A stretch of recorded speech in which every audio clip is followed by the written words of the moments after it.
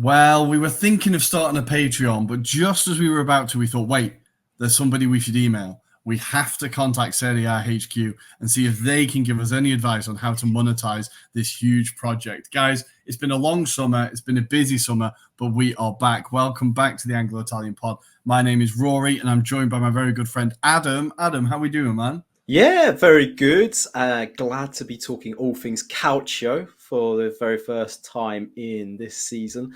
And yeah, just had to reminisce about all the transfer business that has taken place, more importantly, because there seems to be so many stories that I've just missed. And unfortunately, that is the absurdity of Serie A. There's just so much going on, right, Rory? Well, that's it, exactly. It's all the loan players returning that I struggle to keep Yeah. up with because they all swap and change so Transfer. rapidly. Every single transfer incoming is like 10 players, and you're like, I'm sure they've not signed anyone yet. It's just returning loans. So, yeah, been very difficult to keep on top of. But there are lots of signings that we are very, very excited about. A few teams we're very excited about, but even more teams that we're possibly worried about. I think it's going to be a very close and open season in Serie A this year, and the world's most competitive league, I would say, should continue. But Adam, let's start with the main story, I suppose. It broke today, or it kind of broke today. People knew there was an issue, but Serie A FIGC decided to highlight it with a fantastic tweet, which is this program, or this, not this program, this initiative they've started against, stop piracy. Yes. Piracy kills football. Ignoring the fact that even if you don't want to become a pirate, it's very, very difficult to watch Serie A outside of the UK. So I saw the deal was, as it stands, that 2 games a week will be on TNT. These will be the biggest games. Obviously, it'll be the Milan derby, it'll be Juve games, etc. Right? Yeah. But every other game you can pay to watch on OneFootball. Yes. Which I wasn't aware that OneFootball were offering that service, that you could watch football on their app, to be honest. Which doesn't bode well for them trying to get more exposure to the league, right? And I don't know, it kind of reminds me of, do you remember during lockdown when Sky tried to get people to pay 15 quid for Sheffield United against Fulham? Yes, I remember that. Right? Yes. It kind of feels like that. In a terrible PR move. Nobody in their right mind is going to pay that money to watch that game outside of that country. Like, how have they got it so badly wrong? There's a number of, I suppose, technical aspects, and I saw this through a tweet more recently, and James Horncastle kind of broke it down. But essentially, there's some fundamental rights to watching the league, and it is held by a separate company, essentially, which they've not been able to sell on. So subsequently, it just means that the rights across the world and across the globe are just not there. No one's buying the rights to see Serie A, which is unfortunate, but it goes to show that commercially, Serie A doesn't know how to market itself.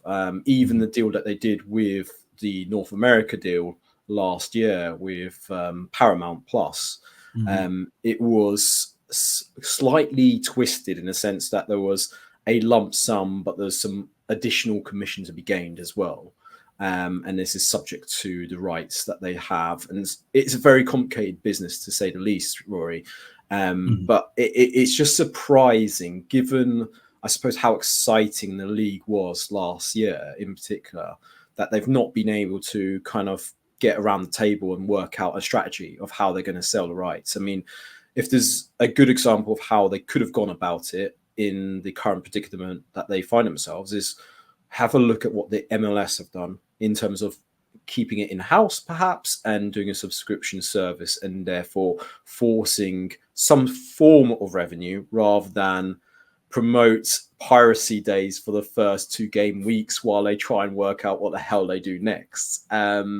Which just, I mean, the comments to that post in itself were just laughable, and I couldn't help but chuckle to myself, Rory. But it goes to show you how funny the Serie A and FIGC are, in the sense that they just cannot come together and work out a plan. I mean, I don't want to bring it up, but their strategy on racism is a typical example of how they get things wrong. And, marketing in the league is terrible. And Yeah, this is just another thing to compound that kind of image of Serie A. I mean, this is like a dark kind of period over how they could maybe potentially make advantage in this area, and they keep on moaning about the likes of Premier League, etc., doing a better job and stealing their revenue, but they're not making it simple for themselves. So yeah, unfortunately, it does worry me because yeah, I was keen to watch a lot more Serie A, and so potentially it's forcing me to have a certain stick to help me out here, Rory. But Well, yeah, so some people need them to walk. Some people need them to watch the football they want to see. Like, we all have various uses for sticks, right? But I think what I find mad is that you've got one of the world's most popular tourist destinations in Italy, right? You have the history, you have the culture, you have the food, you have the beauty, you have the music, the film, the cinema, everything that's come out of Italy. It is so marketable as a country, right? Yeah, it is like, even if you agree or disagree with Maloney, and now isn't the time for that, but what they have done is with like Made in Italy and like this big push on like promoting Italy as a tourist destination again, it's because Italy is so easy to market. On top of that, you've also got one of the biggest diasporas next to Ireland, in terms of people who live abroad who are from Italy, right? If you go to America, they've kind of sorted, but not properly. But you look at England, you look at Australia, you look all across Europe, like South America, there are Italians everywhere. So there will be people all over the world that want to watch their nonnas or their nonnos team, right? They're in Buenos Aires and they want to sit and watch Sassuolo because their parents are from Reggio Emilia or whatever, and they're not able to access this. Like, so I think it's just a massive failing, and it shows, and it's something that we've talked about in the past with Italy in general as well. When we talked about their football teams and the young players not getting opportunities, we said at the time it's a endemic problem in Italy that young people aren't given opportunities. It's experience over everything, and these are the same old people running Serie A and running the FIGC and running all the establishment that aren't open to new ideas. They're not able to see the innovations that are happening around them, and I think it's just the league is suffering for it, because if it wasn't like, and now look, there's plenty of Serie A fans that sit and bitch about the Premier League, right? But if Italy had more, if Serie A could generate more money, right, and if the teams were able to spend more money, there's nothing stopping it overtaking the Premier League, because it's been more competitive in terms of title winners over the last 10 years, right? Or over the last 5 or 6 years. The relegation battles have been much tighter than in the Premier League, right? There's been a lot more success in Europe for the clubs in terms of like how successful the Italian teams have been in reaching finals and like winning cups, and like all of these things. Italy and Italian teams are doing well despite Serie A, right? Yeah. And I think if they could just market this and get more revenue, you could see a league that actually challenges the Premier League in terms of like the biggest league in the world financially, right? It's just all about marketing it. Like, what I hope they don't do is what I've seen in Spain today, is when they've just agreed to play Barcelona Atletico in Miami, I think they said it was. Of course they're basically agreed it. There's going to be a huge price on it. Fuck the fans. We're doing this, right? I hope that Serie A don't go that direction. But unfortunately, I think with the old probably men that are in charge, I think that that's going to be their quick solution, right? Well, we need money. Okay, well, then we need to play in New York. And when people get angry about it, it'll be, well, what do you want us to do? You want more money? This is the only solution. It's not the only solution. It's about, like you said, I think the MLS package is the perfect thing to follow, really. I think Liga are going to have to do the same thing, because nobody's investing in that league for kind of more obvious reasons, I suppose. But I think like these organizations are going to have to be more innovative and more original. But it's not even original. It's just stealing the MLS's idea and go, fine. If you're a Torino fan who lives in Leicester, you can sit and watch the games and pay 15 like whatever a year. It's just not complicated. So I think until they get it sorted, unfortunately, Serie A clubs will be hamstrung, and financially, their players will keep continuing to leave the second they have a good year, because the clubs can't afford to keep hold of them. The wages just aren't matching. So I think it's a huge issue for Serie A. It's a huge issue for Italian football. I'm not holding out on any solution this season, but hopefully hopefully, if we can if they wake up in time for next season, then there could be a kind of brighter road, I suppose. And it helps that in the USA there is a big interest in Calcio and Italian football, right? That'll keep it to a certain level, and the interest is only growing. But yeah, of course we have to start the season with Serie A's massive inadequacies. But I think we're going to leave that one there, and we're going to talk about the actual football on the field. But we're going to start in the dugouts, I think, because the massive context ahead of this season is the managerial merry-go-round that has happened. So I calculated it as 14 of the 20 teams in the league this year now have a new manager, which is utterly mental. And a lot of them have changed between clubs. So, Adam, I tested you in the Premier League on how many players Chelsea have in their squad. This time I'm testing your memory. Which club has a new manager and who is their manager? Let's see how many you can get. Let's go from the very top then. Milan Fonseca.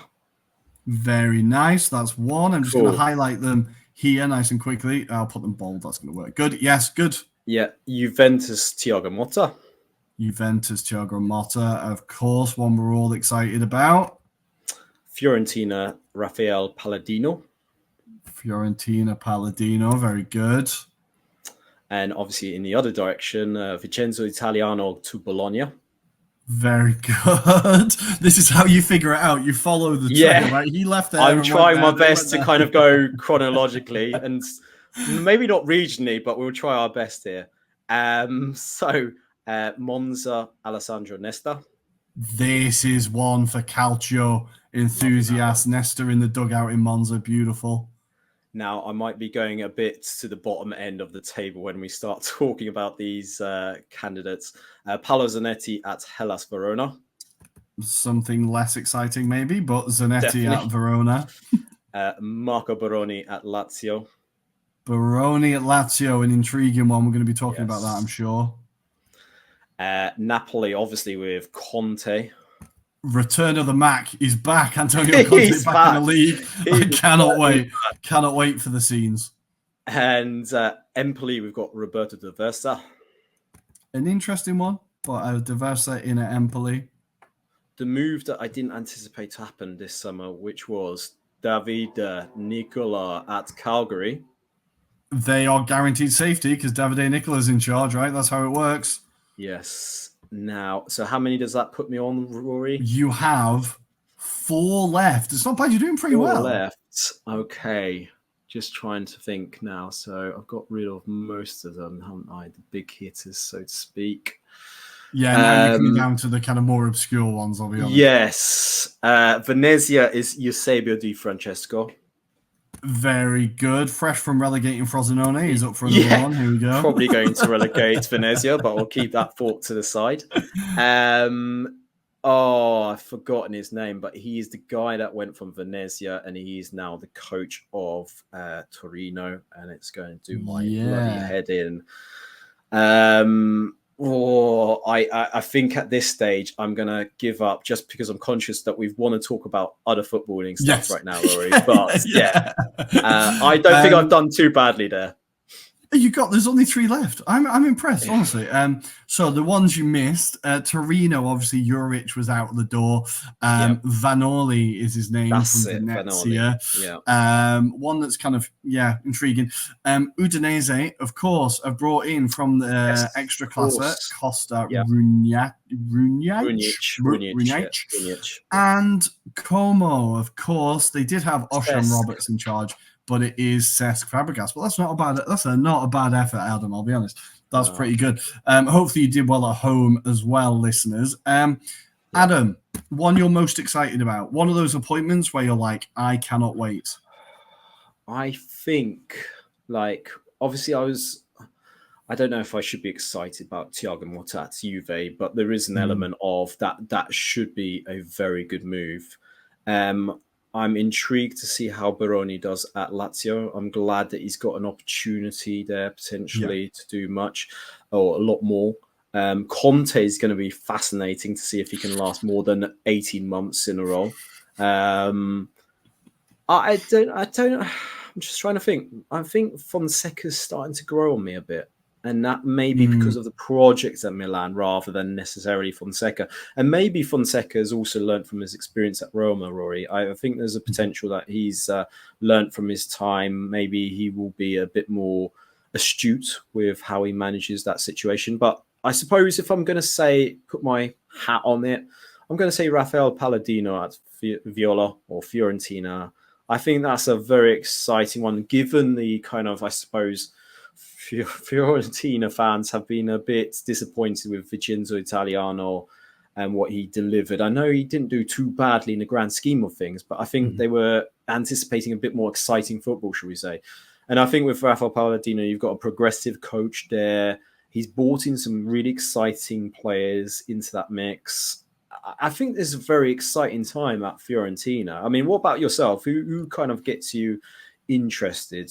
Well, I think the right answer is Palladino at Fiorentina, right? Yeah. We've been talking about him for a long time about how exciting a coach he is.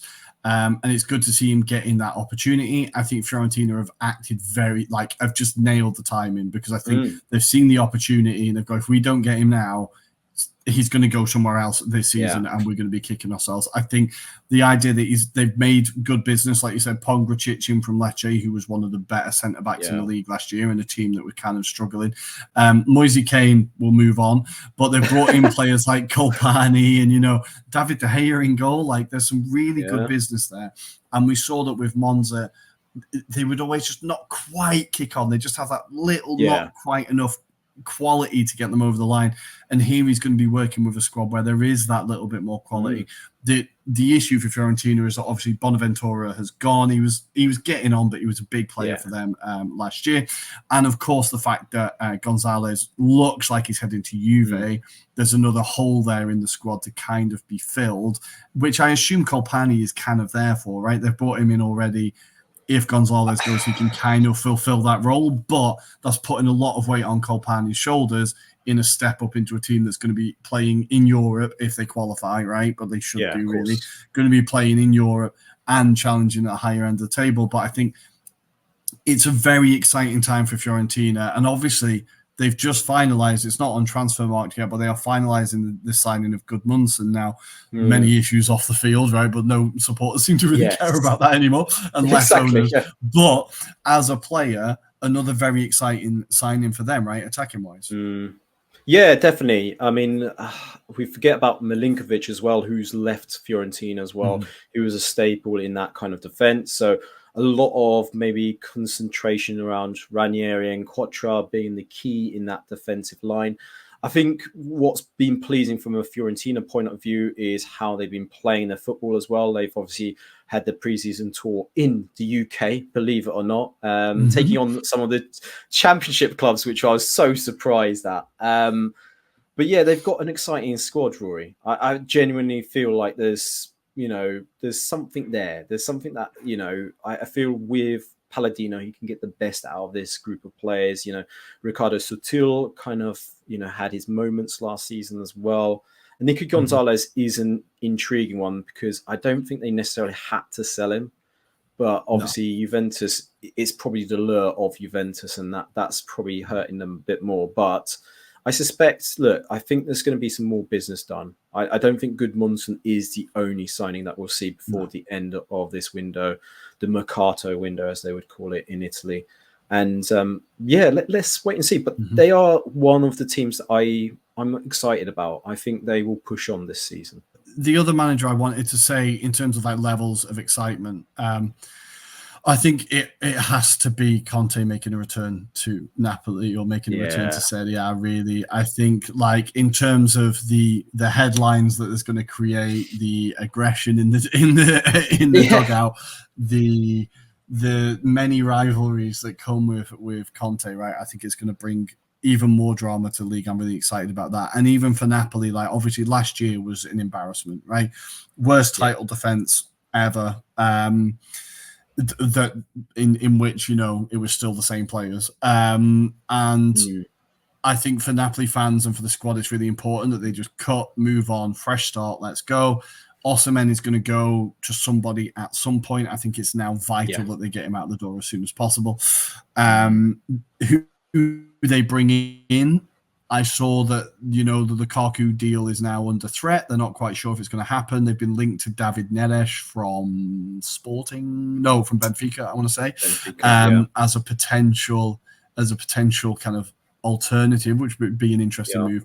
But I think Conte, with 7 days to prepare for each game, no European kind of distractions, I fully expect Napoli to kind of challenge for the title a little bit this year and really be pushing, like maybe not all the way, but up until February, March, kind of be within touch of the top of the table, purely because of the effect that Conte will have on that squad and the fact that they've got more time to prepare for games when, again, 8 teams in the league this year are all playing in Europe. So it's going to give a huge advantage to Napoli, right? 100%, and it all depends on how many boxing rounds Conte has with De Laurentiis. Clearly, we anticipate January to be another round where he's going to be anticipating or demanding more players to join. I think the striker that I have seen rumored outside of Lukaku was Jonathan David. So it'd be fascinating if they manage to get that over the line. But yeah, this Neves link, I don't know if that necessarily is what they wanted to achieve here in this window. I think Casadei looks another potential that they might get over the line. But it's been interesting and fascinating, actually. There's been a few Italian midfielders that have been linked with moves to Napoli. And it looks like, for example, the likes of Mattezzelli, who was linked with a move to Napoli, then manages to move on to Como instead, for example. There's been a few examples like this where I just a bit surprised, and I think there's still a bit of conflict. But the one thing we have to probably hand it to De Laurentiis, he has righted the wrong from last season. He realised this time round that he can't cheap out this time round. And look, he's brought in Spinazzola, he's brought in Buongiorno. That is a good start, I would say. And it's interesting, you're hearing stories of the Piotr Zielinski transfer that, it didn't have to come to this. He didn't have to be forced out. And I think he would have been another player that would have thrived under Conte personally. It would have been fascinating to have seen him there. But he's at Inter, and I think he'll push on regardless. And like you, I do share that thought that Napoli will be in that top 4 mix. 100% with the fact, as you allude to, they've got the most amount of rest days. Let's see what they can do. They could potentially push in the Coppa Italia this season, and they'll benefit from the fact that there's a lot more Italian clubs in Europe. We've got Bologna, for example, in the Champions League. We've got Juventus there as well.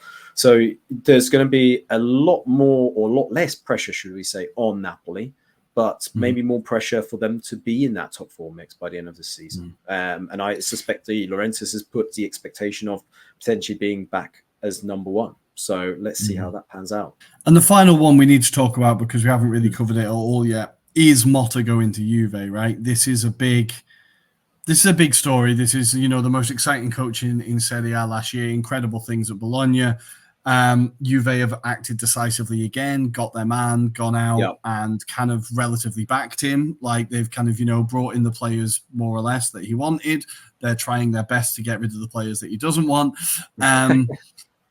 But it is, I think it all has to be said with massive caveat of this is a big step up for Thiago Motta. This is, a big job. It's a club massively in transition. Giuntoli isn't quite having the same effect that he did at Napoli. They're missing out on deals because they're acting too slowly. It's been a bit of a chaotic summer in terms of, Chiesa's now training with the kids. McKennie was, but now wasn't. And now they're offering him a 1-year extension.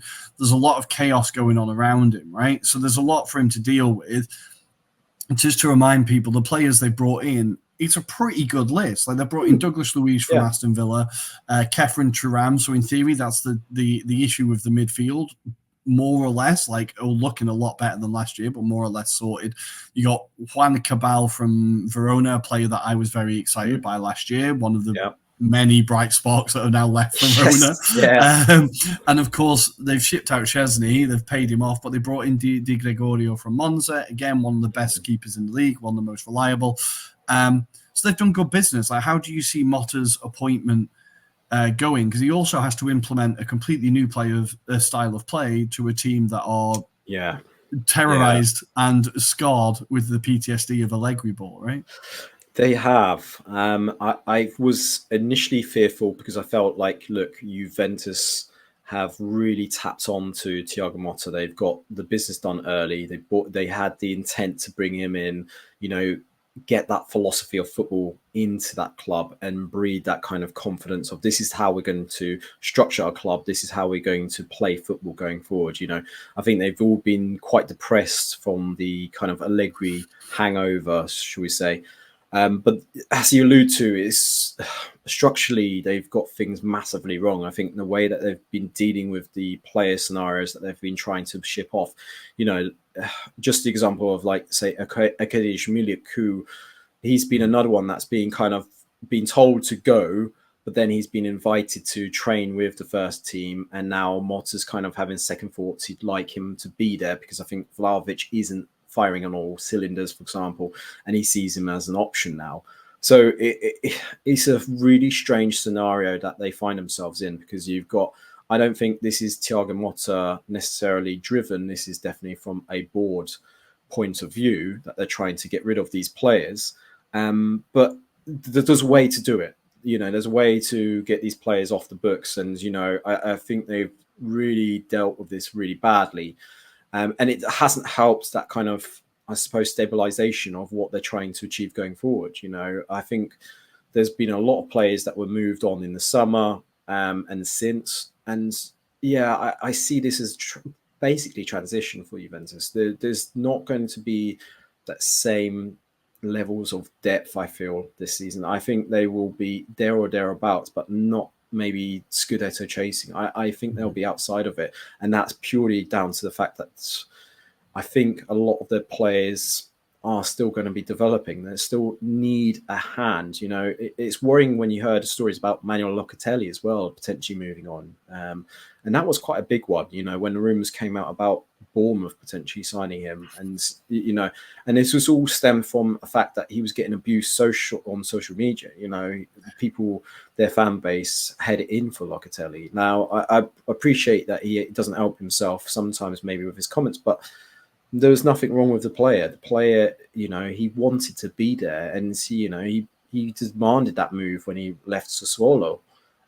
So it's funny how things kind of spiral out of control at Juventus. But look, they are trying to establish it. I think we've got to give it its due. I don't know necessarily who's the person that's really doing this. Is it Giuntoli? Is it the board above him?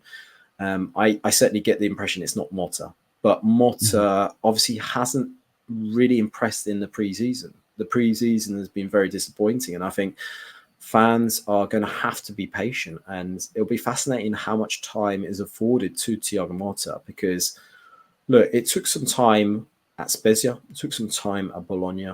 And when they were given the time, he did turn it around, got them playing attractive football.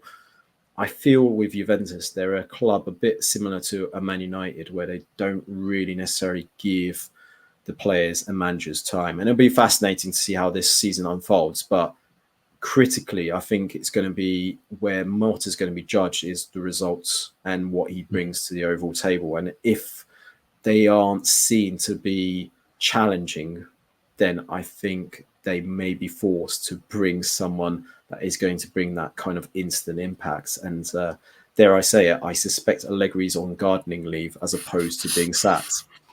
But we shall wait and see. But it's been the merry-go-round of the summer, hasn't it, Rory? Yeah. Just the way that they've been dealing with players. And yeah, I just feel sorry because when Szczesny, for example, shared something on Instagram saying, "Oh, I miss the coach, I miss Di Gregorio, the new goalkeeper." So you can see he doesn't have any beef. He knows the situation, but clearly it's people out of his hands that are just dealing in these kind of forceful actions. That, I think this is the lingering aspect as well. Is these players are going to move on, and if a player asks them, "What's your experience of Juventus?"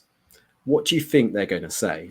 And I think this is the problem Juventus face as well. They haven't thought about the long-term aspects of their actions here, Rory. Yeah, well, it all seems a bit of a mess at the moment. But if they're challenging for the title, they won't care in the slightest. Exactly. Because with Juve, it is always 100% on the results. But with Szczesny, he's not a man that often minces his words either. So I think he's clearly like not, he's hurt but not angry about it, if you know what I mean. I think the quote he said was like, when like the love of your life has given you so much over 12 years and they ask you to do them a favor, you do them the favor, kind of thing. And like I think he kind of knew that, like, look, okay, I'm getting paid off, let's just part ways and I can get a new club. Wojciech, just come back to Arsenal, man. I'm begging. I want to see you on that bench again. Honestly, it would just be unbelievable.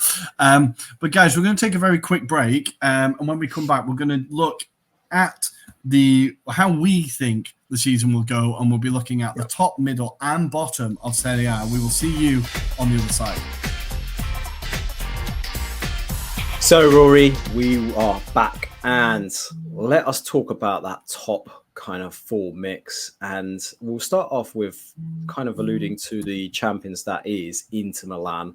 They've been very quiet in this window. However, I think they did a lot of their work last summer, and they've been very clever in the off-season where they got the likes of Piotr Zielinski and Taremi over the boards, and I think they're very clever signings. However, it does feel like inevitably Pepe Morata is still seeking some other opportunities. It feels like they are still looking for a striker, potentially maybe a bit short at the back because Tajon Buchanan obviously sustained an injury that rules him out until at least January. So I think there was expectation that he would push on this season.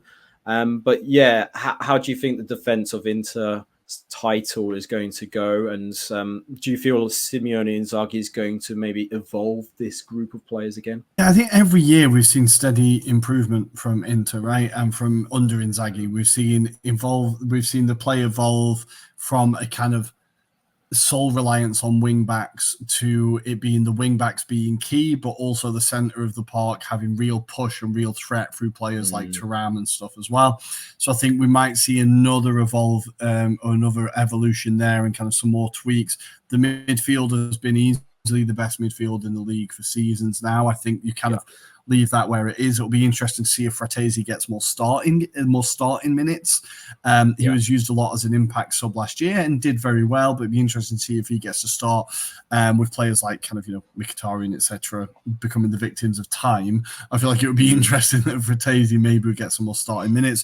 But for me, the issue with Inter is that they're still too close to Marko Arnautovic starting if an injury hits. Now, I know they've brought in Taremi as a kind of, he's going to be the backup striker, but we saw last year that, like, it only took, I think, Martinez to be out and then Thuram to be out, and then it was Sanchez or Arnautovic, right? And all of a sudden it was like, okay, how are we going to get these goals all of a sudden? So I think Inter still have a slight issue there to address. But as you said, as always, their business is so good. Like Taremi on a free and Zielinski on a free is just insane business. I think Taremi's going to instantly become a fan's favorite. I can really see like a love story starting there, because he's been a consistent goal scorer his entire career. Everything he said pre the move and post move has been about how honored he is to play for this club. And I think his style of play, like physical but technical and like just a cold-blooded finisher, could really do well in this team when they're just looking for those final little touches or that player to come off the bench, because he's 31, right? He's not old, but he's not young. But in games in the Champions League where maybe when in the past Martinez has come off and it's had to be Arnautovic come on, now if Martinez comes off and Taremi comes on, right? And it gives them, not only is he a different type of striker, but he's also a lot more lethal. So I think it could give them the opportunity to push further in Europe this year. Obviously, last year was a bit of an aberration, and kind of you look back and go, how the hell did they go out? But you would expect them to kind of go far in the Champions League again. So I think Inter are by far head and shoulders the favourites for the title again this year. Obviously, they won it with 19 points ahead, right, by the end of the season. So I think they have to be the favourites. But there is a team coming. And they play in the same stadium as them. I think Milan are a team that we really need to be quite excited about this year. Now, beyond Emerson Royale, who I'm not sure why anybody would buy him, but they bought him. Well, bringing in a player like Pavlovic from Salzburg has been very exciting. He's had a really good start in pre-season. He's been playing very well. The one I'm intrigued about is Alvaro Morata. Really, I think when they signed him, I went, yeah, it makes perfect sense. Like, you're looking for a striker like Giroud. Well, who's a striker like Giroud? It's fucking Alvaro Morata. Like, his timing of running, obviously now a lot of people will be laughing and going, they'll remember the misses that he's made. But of course, if you look at consistently the amount of goals he's got, his timing of runs into the box, his physicality, he's able to finish with basically both feet and his head. He kind of he is that Giroud regen, even though he's now, I'm just checking, 31 years old. He's only a few years behind Giroud, but he's kind of the Giroud regen. I think he fills that hole really, really well. And at only 13 million euros, that's a ridiculous price for a player like him. Yeah. So I'm really excited by him. I think if he hits the ground running, he gives Milan that attacking threat that maybe they missed a little bit at times last 100%. season. But with Milan, the thing to really be excited about is the youngsters. They're bleeding in a lot of young players. In particular, Giancarlo Simic has been promoted from the under-20s. Again, very calm on the ball, good passing range, physical, timing in the tackle, very good. Someone that people are very excited about. And a player I'm excited about, he played really well in their campaign. They got to the UEFA Youth final, Champions League final last year. They got battered by Olympiacos in the end. But Kevin Zaroli was one of the key players, and he's been promoted into the team this year. It'll be intriguing to see how many minutes he gets, but he's a player that the Milan board and Milan kind of squad are very excited about. So I think Fonseca has got a lot to play with here, but there's a few more players that he's been highlighting as well, right? Yeah, certainly. I mean, the obvious one might be Kamada, who we know he had his opportunity, but in the summer, he's been flourishing for the national squad, also in preseason friendly, scoring some interesting goals. So I think that's one that I expect to kind of potentially push on in this year. And then the other ones actually are Marco Nasti. He's scored some interesting goals for Milan. Played at Bari last season in that terrible season. It wasn't his fault, though. It wasn't his fault. And the one to keep an eye out on is Liberali. Liberali is a player that was due to potentially be loaned to some Serie A B sides this summer. However, Fonseca stepped in and actually said, this is a player that I want to keep in our squad because I can see the benefit of building around him in the future. He sees him as someone that is going to burst out and potentially become a star player for Milan. So these are exciting times for Milan, because I think there was an argument at one point that there wasn't any kind of Italian influence in that squad. And now you've got this kind of youth and exciting players coming through and potentially making a name and household name for the Milan squad. So be very fascinating to see how they kind of perform this season, especially with Fonseca as well, Rory, because Fonseca obviously left under a cloud with Roma. And I feel like maybe there's been some skepticism. Personally, I've never been a huge fan of his abilities. You know, he came with a lot of hype from his days at Shakhtar, never really transitioned at Roma. But since his time at Lille, he's developed. He's become a better coach, I would argue. He's pushed on certain players, you know, developed them, and, you know, Lille have a history of selling on talent. So I think they've kind of brought him into that philosophy of, look, we see a vision of a coach being able to get the most out of the players, which is probably the argument that Pioli was probably scrutinized for the majority of his time at Milan. And for me, Rory, it's also going to be interesting to see the likes of Adli, for example. Can he flourish? You know, I've been saying for a long time, this guy should be playing regular football. I'm disappointed that Colombo hasn't necessarily been a player that's been transitioned. However, obviously, maybe they just didn't fancy him off the back of that loan deal at Monza. So let's see what happens with his future. I suspect he will be sold on, but he's got an opportunity at Empoli. Let's see if he can maybe own it this time round. But yeah, exciting times for Milan, and it'll be fascinating to see how that kind of like develops in time, Rory. They've also today they've finalized. They are finalizing for Fofana from Monaco as well, which is a huge signing. More kind of strength in that midfield. So I think it's again just another addition of quality for Milan, and like a player that a lot of clubs have been after. kind of will provide that defensive cover for a defense that looked a little bit exposed at times last year. So I think a really huge sign in there for Milan. So yeah, exciting times for them. But the issue for me really is the coach. Now Fonseca, he plays very attacking football, plays entertaining football, but he's always, for me, kind of flattered to deceive, right? It's always been like pretty, but it's never really got over the line. People remember his job at Roma, and a lot of people say he's never won anything outside of Ukraine, right? So why does this guy keep getting jobs?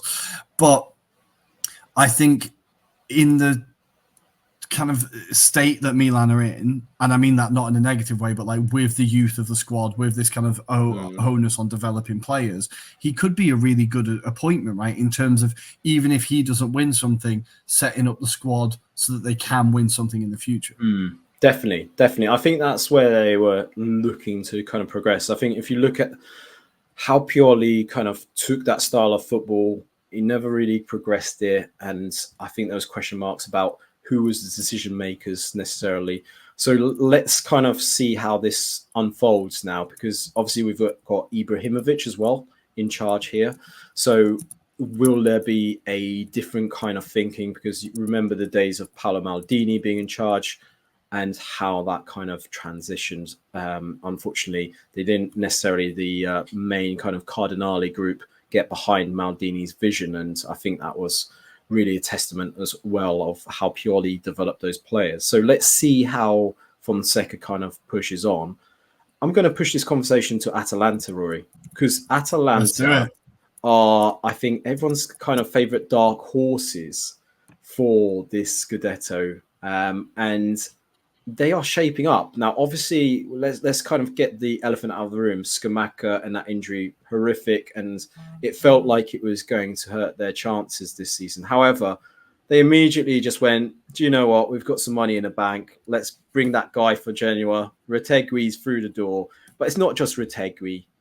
They've got a really solid kind of base of players mixed in with a few more additions, Zaniolo being one of them. And it'll be fascinating to see how he kind of transitions. I mean, there's also that cloud of cop miners. But as we speak as well, Rory, in this inevitable world of transfers, we've got Lazar Samajic, who is believed to be finalizing a deal to Atalanta, which looks like a ready-made replacement. Yeah. So, Gasperini, I did joke about this on our WhatsApp group. If he does manage to win a Scudetto, he should just retire. He should just retire, because there's nothing more he can do. And he is almost like the Alex Ferguson of Atalanta, because there's nothing that man can't do right now. He seems to just spread some magic with his hands, and coaching-wise, he's just incredible. But how do we see Atalanta's chances this year? I mean, do we think they're going to push on from last season? Absolutely. I think I saw I'm going to say an unnamed Italian, kind of English-Italian journalist say that he thought that Atalanta had only bought mid players and average players and hadn't really taken advantage of the final. I can't really disagree more. I think that what they've done is they've brought players like they've always done. There's no need for them to go out and change their philosophy entirely just because you've won. It's an incredible win in the Europa League, right? Incredible achievement. But if this has got you there, then continue that method, right? They've bought players from lower down in the league, they've developed them, and they've then sold them on to make more money. I think this is exactly what they're doing. Like, they've turned De Ketelaere into one of the best playmakers in the league when he absolutely failed at Milan and they were desperate to get him out. Now Milan fans are going, what the hell did we do there? We should be getting him back. Retegui had a bright start at Genoa last season, kind of they in general quieting down as well. We had a quiet end of the season, but we know there's a striker there. He's 25 years old, so he's not young anymore, but he can be that like consistent goal scorer. And a player like Sulemana, who last year at Cagliari was just one of their better players, like a solid midfielder, again, just brings that little bit of solidity for some of the players that have gone out of the door. And I think, bringing in a player like Samadzic, it's just filling the hole immediately. Like, okay, Koopmeiners, we knew this day was going to come eventually. You've just had your best goal scoring season for us. Like, chances are you're not going to hit those numbers for Juve again. Off you go, and we've got someone fresh to come in. Yes. And Samajic, don't forget, this is a player that Inter were desperate to get last year. It just didn't quite happen. Like, he has been an unbelievable player in a less than unbelievable Udinese team. So I think they're just building that team really well and filling the gaps very quickly, like they've always done. I think the one that excites me the most, though, is Zaniolo. Depending on, it's obviously, you have to say it every time you mention his name, but dependent on him remaining fit and interested. Yes. Yeah. I think that he is Gasparini is the perfect manager for a player like that. Like, he can just get him focused, tidy up his game, just make it simple for him, get the ball, beat your man, get the ball across the box, cut inside, shoot. Don't overcomplicate it. Just make him do what he does well, and that's it. And I think you could really see Zaniolo back in the Italy team before long, essentially, based on his performances at Atalanta. I think it's just a really clever signing for him. It's a clever decision to go there for him and for Atalanta to bring him in. Yeah. So I think I'm super excited by them. I think, look, last year it looked like they were challenging for a while, but they faded. I think this year we've talked about the managerial movements. I think the league is going to be a lot more open in general because there's going to be a lot of teams figuring a lot of stuff out.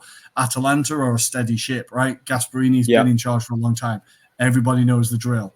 Let's go. And maybe they can take advantage of that kind of uncertainty everywhere else and get a really positive start. So I think Atalanta are definitely in with a shout. It would be very, very exciting. We've talked about Napoli and how we expect them to be there. I think those are the only teams I really see as like challenging for the title. Right? Sure. I don't think Roma and Lazio are quite there. Don't think Bologna are there. So I think those are the teams that we kind of think will be pushing towards the top. Let's go for the middle. Yes. And this is where it gets, I know the mid-table, a lot of people just go, oh, God, right. But it kind of gets interesting here, I think. I think we're going to try and make it interesting for you listeners. Because Torino are one of the teams, let's start with Torino. They're one of the teams that have obviously changed their manager. They have brought in Vanoli from Venezia, who got them promoted. Obviously, Juric left. But they've not really done much in the market. They've lost Buongiorno. We saw last year they were kind of, as they always are, kind of sniffing on the edge of Europe, but weren't able to really kick on. I'm concerned about where they go this year, like if they actually drop. They've confirmed the Zapata signing. They've brought in Sal Coco from Las Palmas and Adam Messina from Udinese. There's not a lot. Oh, and of course, don't forget the big one. Yeah, Shea Adams, right? Exactly. Shea Adams, a striker. Like, how do you see the season going for Torino? Are we going to see the most mid-table season ever, or is there cause for any optimism? I think the optimism is the style of football that Vanoli obviously introduced with Venezia. I think that's going to be the bright spark, and I think they have laid down the foundations of this is someone that may be similar to Juric, without the temperament of Juric, that's for sure.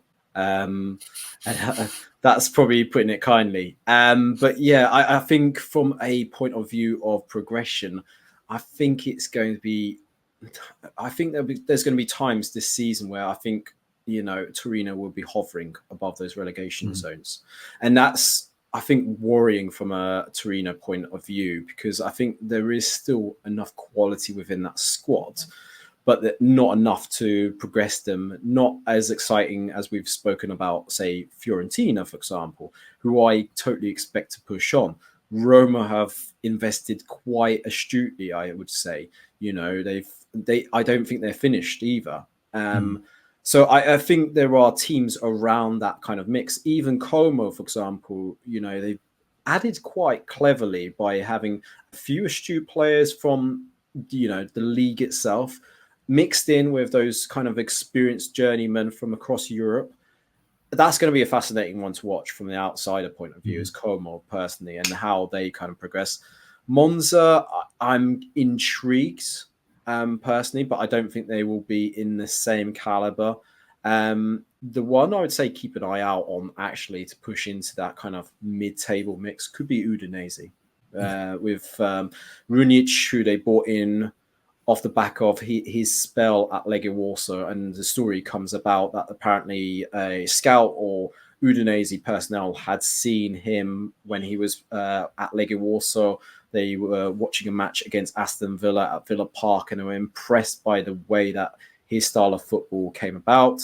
He's obviously added a few recognised players from both in Poland, but also across Europe. The key one being Alexis Sanchez. So it'll be fascinating to see how he performs in this Udinese side, because I think he'd be very much relied upon. However, we did speak offline. There's a few players within that Udinese squad that are also exciting. I know Samardzic is on his way out, but Keenan Davis, who previously of Watford, he's had a good pre-season, mixing with Ebosele, for example. There's some exciting players within that Udinese squad, and I think they will do better than they did last season. It's clear that they'll probably still bring in some more players, but Rory, I'm really excited about Udinese's chances. I think they're the team to kind of push on this season and be better than they did last season, certainly. And look, they've got Lorenzo Luca as well. Lorenzo Luca is a player that was unfortunately injured for the tail end of it. And I think, again, he's going to push on. And potentially, he's one that I fancy to maybe push himself into the Italy national squad. Who knows what could happen? Because, if you get the service to him, which maybe Alexis Sanchez could do, then, there could be an interesting project there as well. But, Torino, I think they're going to struggle this season. I really do think they're going to struggle. I mean, out of the other teams, who do you think might push on? I think I'm agreeing with you with Udinese, really. I think Udinese are a team that obviously has been a rough few years in Udinese. They've been battling against relegation for far too long. And I think bringing in a manager who's a little bit more progressive than the last few, maybe, and maybe a little bit more... The managers they brought in were very much firefighters, I think. Post Sotil, it was Sotile. It was kind of much more firefighters than actually trying to implement a style. There's one player, and I don't know how many minutes he's going to get, but I've watched his highlights from the Chilean First Division, and I'm really, really excited about him. His name's Damian Pizarro. They signed him from Colo-Colo for $3.5 million. He scored like 20 odd goals for them across 2 seasons. But what I was really impressed with him was he was like, whether he's got zero time to think about finishing or he's got all the time in the world, he finishes. And he's able to finish with both feet in his head, scoring from corners. His runs into the box, pacey, strong, obviously very young at 19 years old, but I'm just really excited to see how much of an opportunity he gets. I think we might see him as an impact player there coming off the bench, or if Luca isn't available, maybe he's the option.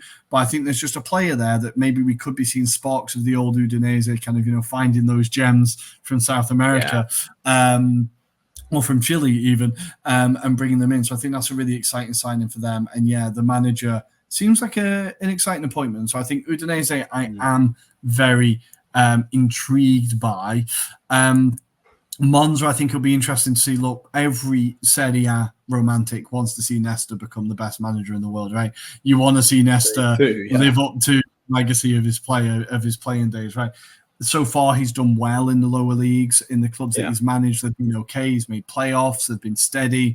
But this is a big step up for him at Monza, right? Managing in Serie A. Obviously, it's a very friendly environment. He's working for his old chairman. Like, everything's kind of will be set up there for him. But I think I'm hoping it goes well for him. But I'm intrigued to see how he does with the headlights of, or with the headlines of Serie A. The last one is Lecce. I think was starting to push into mid-table last year. I think they were starting to hit that comfort. I don't know if they'll do the same again this year. I don't know if it's going to be as steady for them this year. I think they might find themselves a little bit lower down in the table, unfortunately, which takes us to the final part, I suppose, which is the bottom of the table. And the issue here, I'm just going to read, I'll give you a peek behind the curtain, listeners. On our running list, the topic was anyone could go down. We have Cagliari, Como, Empoli, Verona, Lecce, Parma, Udinese, in brackets, Venezia, could all realistically go down if they have a bad start, right? So that's 7 teams if we just don't contradict everything we've just said about Udinese. That's 7 teams that could realistically go down. It's going to be close. Last year it went down to the final day of the season. It was by points and goal difference and goals scored, right? So how do you see the relegation battle going? Because obviously there's no Ranieri at Cagliari, but they've brought in Davide Nicola. You've got the experiment at Como. It's great PR, but is Varane and Pepe Reina at 37 going to keep you in the league? Empoli, no Davide Nicola. What are they going to do? I know, right? Verona have got rid of Baroni and brought in one of the least exciting managers in Calcio in Paolo Zanetti, who's underwhelmed basically everywhere he's been. And then you've got Lecce, who've lost key players, and Parma. Everyone wants Parma to do well, but we were talking about their squad. It's kind of like the United Nations. It's a lot of random players thrown together, and of course Venezia, who always seem to be the definition of a yo-yo team. So, who are the main players you see here as like, or the main teams you see here as like, will make up the relegation battle? Oh, I think there's going to be at least 6 to 7 of the teams that we've just mentioned potentially in this mix. If I start off with the team that I think is most likely to be not necessarily clear of it, but I think they'll have enough to stay up, and that is Parma, the United Nations, as you referred to. I genuinely am excited because of the way Fabio Pecca really kind of got this team up, and they've got some exciting players in that mix. Now they've gone about their business really quietly, but they've got some interesting players through the door. But when you mix that in with the likes of Dennis Mann, for example, and obviously they got Antonio Cholak, who was previously of Rangers, they've got like formidable players. Dennis Mann is the one that I'm intrigued to see how he transitions from Serie B to Serie A. But he's also like on those nights where Parma have been in the Coppa Italia, for example, he's been a standout player. Defensively, the one I would keep an eye out on, and he's someone that I've been looking for the last 2 years, is Lautaro Valenti. He's this Argentinian. He can play left back. He can also play in the centre back position. So he's a player that can kind of transition between the roles. So keep an eye on him this season. There's a Pole by the name of Adrian Benedcik. Unfortunately, he is injured for the beginning of the season, so he might be a late kind of starter in this kind of team. But I expect, there's been a lot of kind of rumors, like Arkadiusz Milik was linked at one time to Parma. If they can get 1 or 2 solid players, I think that would be a really interesting one. And if I kind of start speculating about the teams that I think are going to struggle, Hellas Verona, every year, I swear I say they're going to go down. I just genuinely, I don't know how they stay up this season. They're Sunderland. It's insane, honestly. I just don't get how they do it. Last year was a miracle. Yeah. Last year was an absolute miracle, and now they've lost the architect of that miracle, and any player that was anywhere near exciting for them has left. So I think Verona have to go down this year. I can't see a world where they don't go down.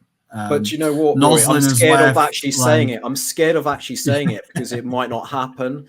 Every time I say it, it doesn't happen. So that's why I'm probably going to stay clear of it. Genoa are a team that I'd say just be careful of, because with 7-7 ownership, they've had to sell on a few of these players. We forgot about Josip Martinez, who they sold, had a decent season as a goalkeeper. They have had to be very astute in the marketplace in terms of who they bought in. So keep an eye on them. I think they will kind of hover. Empoli, as you referred to, I think they will struggle. They're a team that have for years needed to be relegated just for consolidation. Their own sake. They just need to be relegated just to help them out, because they just don't seem to progress. Like they'll have 1 or 2 standout players, and they just don't seem to push on. The one team that I think predictably will be most favourites to go down is Venezia, though. Venezia had to get Drake to save them financially. Yes, this is the rapper Drake. He had to invest into that club, and they're in a stable position now going forward. However, it does feel like they've not been able to bring a lot of players. And Rory, what disappoints me the most is Eusebio Di Francesco. If there's a manager you stay well clear of, it's him. Because as much as aesthetically he does play some good football, I just don't think he's got a good track record. I don't see the appeal of him. He is like Gary Megson, isn't he? You bring him in because you think he's going to do something. It's definitely better amazing. Football than Gary Megson. I'll give you that. It certainly is. I'll give you that. Let's give you that. But I think it's going to be a struggle for Venezia. I really do. But for me, I'd love to see that Danish striker score a goal and then have a beer on the sidelines. Personally, that's the Poggio, what guy? Yeah, hero so I hero think, of the game. Rory, out of those lot, I mean, what's your national or initial thoughts? Who do you think are going to be the ones to struggle this season? Yeah, I think Venezia. I think Venezia. I think I can't see beyond them. I can't see beyond Empoli. And I think, yeah, well, we're going to go to our predictions, but Empoli and Venezia are the ones that I'm most fearful for. And Cagliari post Ranieri, even though they've got David and Nicola, I think they'll stay up, but they will be firmly involved in the relegation battle. I don't think it'll be a comfortable season for them. For Parma, just very quickly, the business they've done, you're right, like, beyond everyone's new favorite goalkeeper, Zion Suzuki, who had the best press conference coming in and is by all accounts just a very exciting young goalkeeper. Also, Pontus Almqvist coming in on a free transfer, a player that we've seen do very well for Lecce in the past in Serie A. There's a very, very clever signing there. So maybe we will see Parma looking a little bit not comfortable, but more comfortable than people expected. There's also another Pole that's been promoted. Mateusz Kowalski has been promoted from the under-19s as well, so it'll be interesting to see him and what he can offer. But yeah, lots of young Polish players for you, Adam, coming into Serie A. Yes. But we are going to take a very quick break, and when we come back, we are going to go through our pre-season quick-fire pre-season predictions. We will see you on the other side. Now, Rory, it is time for our predictions. So I'm going to let you start off, and we're going to talk about our title contenders. So who do we think is going to be the Serie A Scudetto winners by the end of this season? I'm going to put my neck on the line, Adam. It's a brave shout, but you know me, I'm bold. I'm going to go for Inter Milan. I have them retaining the title. Sorry, not Inter Milan, Internazionale, before people lose their mind. Internazionale lifting the Scudetto once again, retaining it and making it their 21st title. Adam, who do you have down for the title winner? I also went for Internazionale because, again, I think they have got that continuity. They've added really astutely. And I actually think Simeone Inzaghi is determined to defend his crown. So that is my choice. I'm going to start off by talking about my top four, just to mix it up. So we'll start off with my top four. So I think in second place, it's going to be Napoli. In third place, I've gone for Milan. And in fourth spot, I've gone for Juventus because I think they will just do enough over Atalanta. But Rory, how have you gone with your top four? I realise I've contradicted myself massively with what I've just said about Atalanta, but here we go. I forgot I wrote this down. I've gone for Milan, Juve, and Roma. I think Roma are going to push on under De Rossi was my original thinking. I think Dovbyk has been a clever pick. I think they've got rid of a lot of dead wood in that squad. I recently started an FM save as Roma and realised just how much shite is in that squad. They've got rid of a lot of it, and I think Roma could have cause to push on this year. So I've gone for Milan, Juve, and Roma. That must be all of Jose Mourinho's signings there. If we talk about European places, so I've gone for three here, Rory. So I've gone with Atalanta, clearly because I had them out of the top four, Roma and Fiorentina. I think it'll be fascinating to see if Viola can do it over the line. How about you? I wrote these predictions yesterday before I thought about it. This is my excuse. I've gone for Napoli. Napoli, I said they'd contend until March and then they'll drop off sharply, right? There's my caveat. Atalanta and Bologna. I think Bologna will just sneak into a relegation, into a European spot. I think Lazio will have a massively disappointing season. So I think Bologna will just get that Conference League spot that nobody really wants. I think Bologna will get there. Okay, Rory, I'm going to give you the opportunity to talk us through your relegation favourites for this season. So I have gone for Empoli, Venezia, and Parma. I think, despite the fact they have done some very good business, I think, like we were talking about in the Premier League preview, they're going to have to adapt their play a lot in terms of Serie A. Like they played very expressive football in Serie B, very attacking, very attractive. They're going to have to adapt that, and it'll be interesting to see how they do adapt.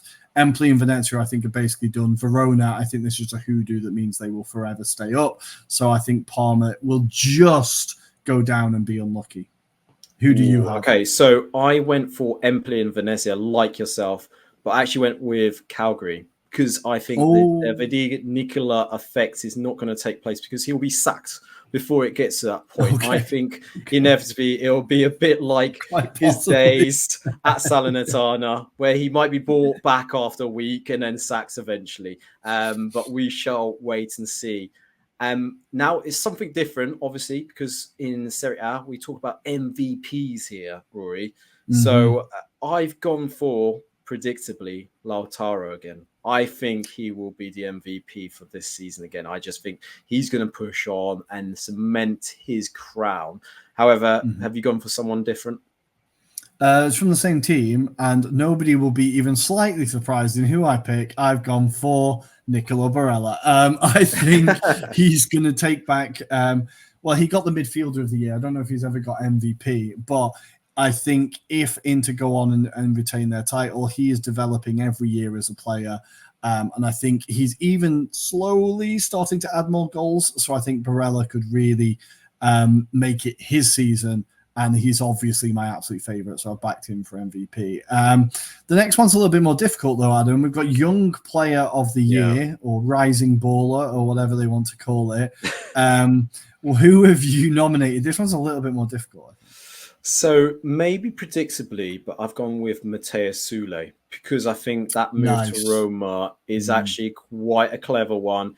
He did go into the press and say he was a bit disappointed that he wasn't given the opportunity at Juve, and he wants to prove a point. So I think with that fire in his belly, alongside De Rossi in his ear, I think there's going to be a baller in him, and I think he's going to push on. And potentially he might have to step up, because if the rumours are true about Dybala, maybe we might not be seeing Dybala in Serie A. So this would be a perfect opportunity for Sule to push on. But curious, who did you go for? I've got a kind of slash here because I'm a coward. I've not been able to settle on one. One is like a rookie of the year, which, you know, we're on the Carl Anka boat of this should be the award, right? And I've gone for Bisek from Inter. I think we're going to see him really step into that defense. Every time he's appeared, everyone's been very impressed. He's had a very good, he's been like a key player in the preseason and played a lot of minutes. So I think we're going to see just how good he is. So I think he's 23, so it kind of counts. And because it would be his first full season making regular minutes, I predict. I've put him as the kind of other outside one because I've put Roma to have a good season.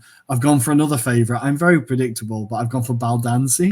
I think he's had a quiet but steady start at Roma last year. Got 1 or 2 goals, but it was kind of used off the bench. Didn't get a lot of minutes. I think this year maybe we could see him be a bit more of a main character for Roma, and I think if they do well, he will be a big part of that. So Bisek or Baldanzi, but I'm going to say Bisek, even though he's 23. Okay, and we're going to go with surprise of the season. So this can be team or player. I've gone for a combination of 2 here, Rory. So I've gone for surprise being Parma to stay up, because I think that'll be a massive opportunity, and I think could be a little bit of a shock because, like you say, you've already tipped them to go down. But I think that'll be a great thing. I think actually they will do pleasantly surprising things. I think they will push into that mid-table personally myself. However, also from a player front perspective, we didn't talk about this very much in terms of the Lecce bit, but they bought in Filip Markwinski from Lech Poznań. He has performed really impressively at pre-season. Keep an eye on him because I think he's going to be a breakout player potentially. He's 22 years old, part of the under-21, under-23 squad for Poland national side. He's a player that's tipped to potentially push on into the national squad, but he's attacking midfielder, bit more dynamic than Zielinski potentially. So he's got a lot of hype behind him. So keep an eye on him. But the other ones were Liberali, Kamada, and Nasty. Keep an eye on those guys at Milan because I think they will get game time. But Rory, curious, who was your surprise? Well, I've gone for 2 as well. I've got a team and a player, right? So my team, like we've kind of alluded to, is Udinese. I think they're going to surprise a lot of people. I think they're going to kind of push into that mid-table, maybe a little bit beyond, and there'll be a lot of exciting players in that team. Like I said, a lot of young players there. Alexis Sanchez tearing it up. It has to have the happy ending. I just need that in my life. But my hottest of hot takes and my surprise package is going to be that Alvaro Morata gets the Golden Boot. I'm going to have him as the top goal scorer in Serie A this year. I think he's going to come in and he's going to absolutely batter it. So I think I can already hear people laughing and shouting at me, but that is my spicy take for surprise package. Alvaro Morata to get the Golden Boot in Serie A this year. And listener, we'll be curious to learn about your choices. So please make sure after this episode, you tell us who you think is going to be your kind of predictions for this season. Mm-hmm. But before we leave you, Rory, and the listener, I'm going to take you through the fixtures that are going to take place. So hopefully you guys are listening right now on a Saturday and getting yourselves prepped, because at 5:30 Inter start the defence of the Scudetto. They're away to Genoa. We've also got Parma at home to Fiorentina on Saturday. And then in the late kickoffs at 7:45 UK time, this is AC Milan at home against Torino and Empoli at home to Monza. If we move into Sunday's fixtures, we've got Bologna at home to Udinese at 5:30. Hellas Verona at home to Napoli. So it'll be a feisty game for Conte there. And then at 7:45 UK time, Cagliari at home to Roma, as well as Lazio at home to Venezia. And then we finally finish the kind of game week 1 with Monday's fixtures. Lecce at home to Atalanta at 5:30. I can't believe this fixture is still going on, Rory, but never mind. And 7:45, we've got Juventus at home to Como. So Cesc Fabregas taking on Thiago Motta's Juventus. So that sets us up for game week 1. Great talking about Calcio again, Rory. Have you got any final words for the listener? I'm just super excited. I'm just looking at all these. The Monday 5:30 kickoff, my favorite slot. I can't wait. It's back. I can't believe it's back. We're so lucky. We can't watch it though. There's no rights. So we're gonna have to just like manifest it, feel the spirit from the ground, and hope that we can get it across. But I'm super excited about this season. It's great to have the football season back. Adam, are you ready for a full year now? It's here we go up until May, the right? Famous words are Calcio is back. Calcio is back. God damn it. Well, guys, thank you for joining us. Listener, thank you for choosing to spend your time with us. It's been a pleasure as always. You can find us on Twitter at Italian Anglo-Pod, on Instagram and TikTok at Anglo-Italian Pod. Make sure to give us a like and subscribe, a follow on your podcast app of choice. And we will see you next week to review all of the action from game week 1. Let's hope Como can get off to a good start, right? And we will see you next time. Ciao. A dopo. Ciao, ciao.